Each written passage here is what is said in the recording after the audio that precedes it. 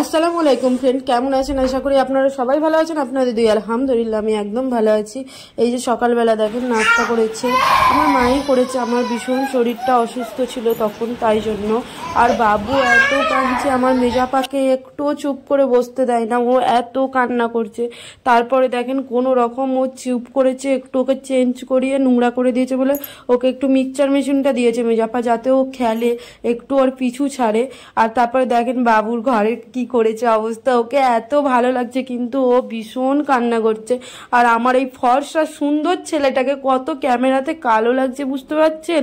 আমার বোন অনেক সুন্দর মাশাআল্লাহ, সবাই ওর জন্য দোয়া করবেন। তারপরে দেখেন ওর জন্য খিচুড়ি রান্না করা হচ্ছে, আর এত কান্না করছে, ও আর মাকে ছাড়ছেই না। ওর মা এসেছিল এখানে 2 দিন থাকবে বলে, কিন্তু ওর কান্নার চোটে না ওর মা চলে যেতে বাধ্য হয়েছে।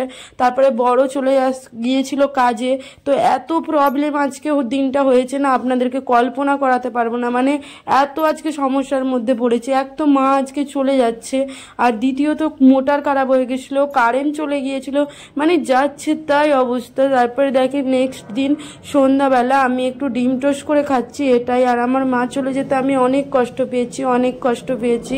তারপরে আমি তো কোনো ব্লগই শ্যুট করতে পারি না। তারপরে দেখেন ডিম টোস্টটা নিয়ে আমি ঘরে যাচ্ছি খাবো বলে। তো আমার এতটাও অসুস্থর মধ্যে আমি পড়ে গিয়েছিলাম না যে ব্লগিং এডিট করব তাও হয়ে ওঠে না, আর ব্লগিং শ্যুট করা তো দূরের কথা, এডিট কিছু কিছু পড়েছিল সেগুলোই করে উঠতে পারছি না। তারপরে দেখেন গরম হচ্ছিল বলে ফ্যানটা চালালাম। তারপরে এই যে মুরগির মাংস রান্না করেছি, এটা ফের নেক্সট দিন বরের টিফিন দেবো বলে। আর এইদিকে ভাত এই দুটো ঠান্ডা করতে দিয়েছি।